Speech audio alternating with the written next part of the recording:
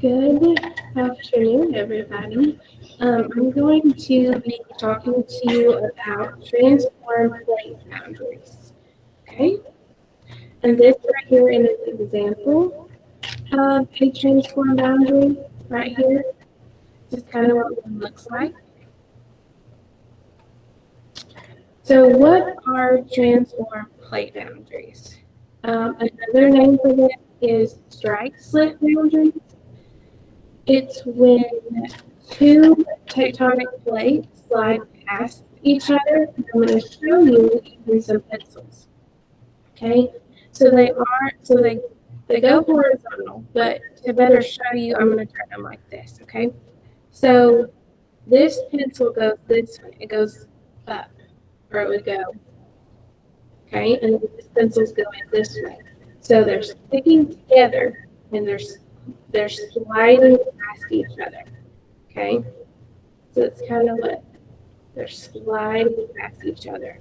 Okay, they don't come near each other or they don't go away from each other like other types of boundaries.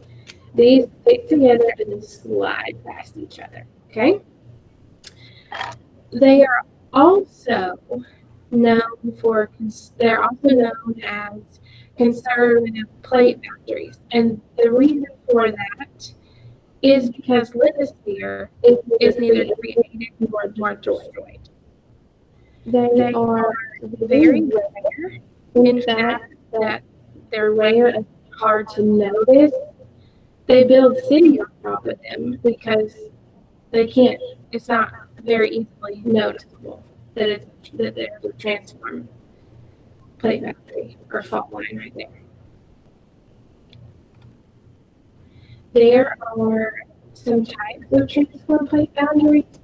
One is called the oceanic transform fault line, which means it's the ocean floor only. Okay. There's also a continental transform fault, which means it cuts across a continent. And we will talk about that a little bit later with a certain transform boundary. And if you can see right here in this picture, here's the Pacific plate, here's the North American plate. And that's because the one that we're going to talk about in a little bit deals with those two plates. Do transform plate boundaries have volcanoes and or earthquakes? Well, they're actually free of volcanic activity. There are no volcanoes on transform plate boundaries. However, there are earthquakes that happen. And we'll talk about in just a second why or how earthquakes happen on transform plate boundaries.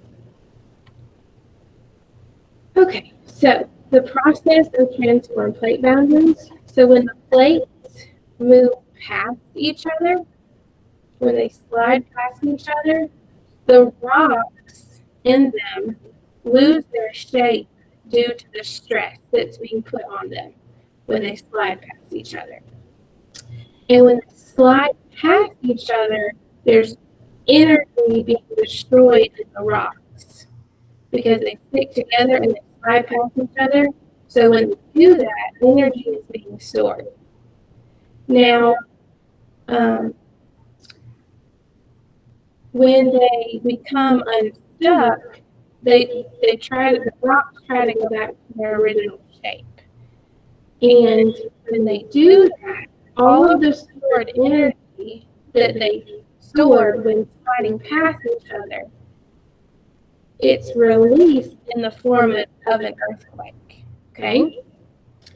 And we will talk about or kind of show an example of how that works with a rubber band.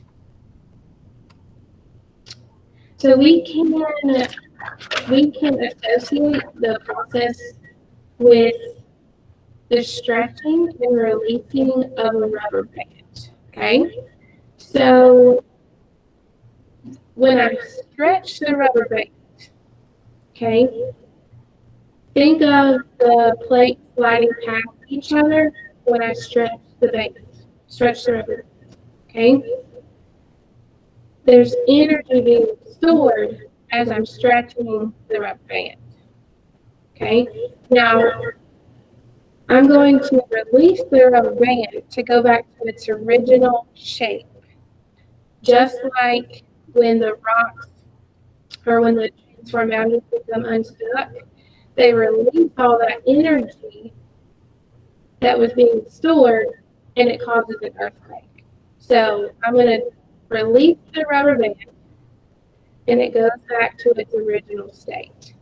So stretching, stretching, stretching, they're sliding past each other, and then I release the rubber band, and this is when the plates become unstuck. That releases all of the energy that causes an earthquake. One of the most known transform plate boundaries is called the San Andreas Fault Line. It is located in California. It is a continental transform fault, which we talked about earlier. That means it cuts across a continent. And it lies between the North American plate and the Pacific plate. San Francisco, Sacramento, and Sierra Nevada are located on the North American plate, and San Diego, Los Angeles, and Big Sur are located on the Pacific plate. The reason I discussed these specific cities is because these are the most affected when there's an earthquake, because they're the closest that are on the line of the fault line. So I hope you learned a little bit about transform plate boundaries and that this helped you a little bit in studying for the midterm. Thank you.